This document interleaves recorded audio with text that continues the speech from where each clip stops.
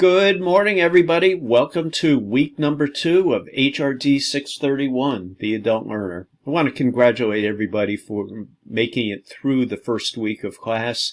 There were a couple of glitches. I know some people had some technology issues, and quite frankly, that is one of the topics that we will be looking at over the next few weeks, some of the barriers to adult learning. And I appreciate everybody sticking with it and participating in the introductions. We had two discussion questions in week number 1, and I'll talk about those in 1 second. So, as I've said before, we're easing into the materials. There's a lot of materials in this class. This class is considered a survey course, meaning that there's a tremendous amount of materials that we cover, not in a lot of depth, but we cover a lot of materials throughout the semester. So just getting right to it, I thought everybody did a wonderful job with the introductions. Thank you for that. I'm always impressed. I mean that from the bottom of my heart. I've been teaching this class for about 10 years now, 2 sessions a year. So I've taught this class quite a bit. I'm always impressed with the level of talent and expertise that people bring to the class. We have a really interesting class this semester. We have folks that are on the new side of formal education, just starting off, and we have some people that have deemed themselves non-traditional students, which could mean a lot of things, and we will be studying that. But non-traditional oftentimes has to do with age. And when I see somebody describe them as non-traditional, I almost default to these days that everybody is non-traditional in certain ways. So we'll be talking about that throughout the week. So we did the introductions, and I didn't comment on the writing the learning autobiography portion. We will talk about that. We have an optional Zoom meeting coming up, and I'll talk about that in a second. But the optional Zoom meeting is actually tomorrow. It's January 24th at 6:30. So let's get right to week number 2 material. So I'm going to come down here, and this screen once again is going to look differently than yours. I'm going to click on it, but it's going to look very similar. Okay. Week number 2. So specifically, what I'd like you to do is take a look at Rebecca Platt. She was a student of mine back in 2014, and I continue to use her learning autobiography as a way to show what's involved with it, and also address right out of the chute some of the obstacles, some of the challenges that students have. I can say without question, this assignment, at least initially, people say things like, how can I even write this? This is such a daunting task. We go from that to at the end of the course, and even after the course, people will write to me saying that was the most beneficial assignment that I've ever written as a master's student and/or in the adult and higher ed program. So right out of the chute, we have some materials just to help you conceptualize what the article or what the assignment is about. I'd like you to read 2 electronic reserve articles. Now, these are optional, but I do recommend you read them. I'd like you to read in the textbook, chapter 1, 2, and 3.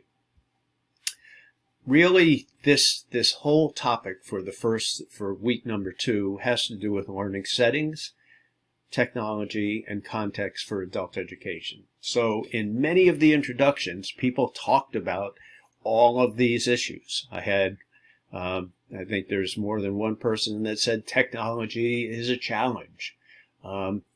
The context, why do people even participate, is another big question.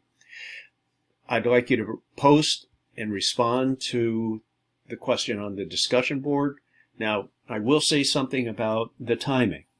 I give as a suggestion, please get your initial post done by the end of the day on Wednesday, and then comment on 2 other people's in the class. I would love it if everybody commented on 8 people in the class. We have a big class. There's a lot of people to choose from. What the reason for the discussion post where I recommend that you do your initial post, meaning your original post, by Wednesday, by the end of the day Wednesday, has to do with really what I've seen over a number of years, how students access and participate in the discussion forums. There's a whole bunch of people that will get the discussion questions, their portion of it done by Monday or Tuesday. And then, depending upon who else has posted their original forum, there's some discussion between the people that have already posted.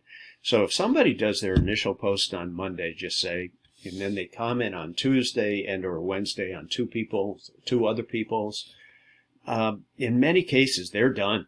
They're not going to even check back into the discussion forums. I track this, and that's just a fact. There's people that are early adopters and those that are not quite as quick on doing it. I'm not saying one is right or wrong, but what I mean is if you haven't done your initial post by probably Thursday or Friday of the week, first of all, I'm not gonna ding you for that. I may send you a comment on that asking you to get your discussion post done a little sooner in the week.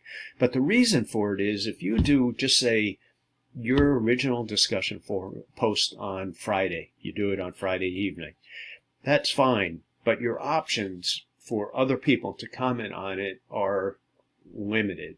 So those that have done all of their discussion on Monday, Tuesday, Wednesday of the week, many of them have moved on to something else. It could be another class. It could be they're into the weekend. They have kids playing sports. It could be anything. But what I found is that the people that do post later on in the week, the discussion really isn't as rich as those that post earlier on. Okay, so that's the discussion forums. I just put in some information on the exploration project assignment. I have an advanced organizer. Now, we do have an optional Zoom meeting. Here's all the information. It will be January 24th at 6:30. We generally go a half hour, 45 minutes. The topics will be determined based upon who shows up. It could be, let's take a look at the syllabus. It could be, let's take a look at certain of the assignments. You might want me to go through the flow of the course. What are the topics? We can do all of that. For those that cannot make this meeting, do not worry. This is an optional Zoom meeting, meaning we are in an asynchronous class. Asynchronous to me means nobody has to show up at any time for required classes. That's not how it works. This is voluntary.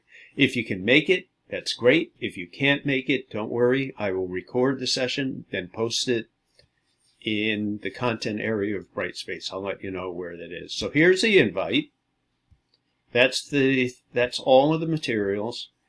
Have a chart, Rebecca's information on the learning autobiography, an introduction to this is text, the learning objectives, the readings that we have. Now, these are optional, but I always encourage you to at least skim through the readings. PowerPoint presentation, and there's also a text that goes along with that. There's not an audio text. You can buzz through the PowerPoint and or you can, however you want to do it, you can read through the actual text that goes along with the script with the PowerPoint. Have an advanced organizer, including your discussion post or your discussion questions for last week. And then, well, you're not going to be able to see this because I've decided to hold this off. So here's the discussion questions that you have. They're in the usual place. And that is it. I want to, once again, just congratulate you for making it through week number 1. Now we're in week number 2.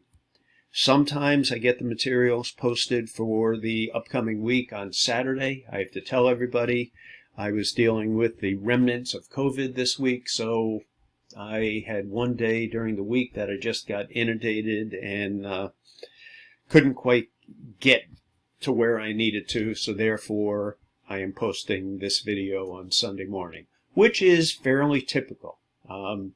Oftentimes I wait until Sunday morning to get the materials out, and Sometimes we'll see how things go this semester. I try to get things out on Saturday afternoon, but it's really, you'll always have the materials by Sunday at noontime. So that is it for me. I shoot for about 10 minutes and I'm at 10:04, so I'll call it quits at this point. I hope you have a great week number 2. If you have any questions for me, please reach out to me. If you have any questions, you can email me, you can text, you can call me. Sending emails is probably the best way because I look at emails all the time. But if you need to contact me, you can also call me. If you do call me, leave a message. Chances are you're not plugged into my phone in the contact, so I see the number and I don't know who it is. So if you leave a message, I will always call you back. Good luck this week. I hope you have a fabulous week. The topics are, to me, this sets the stage for an entire course. Who does, who participates, who are the people, who are the adults that we're talking about throughout the course.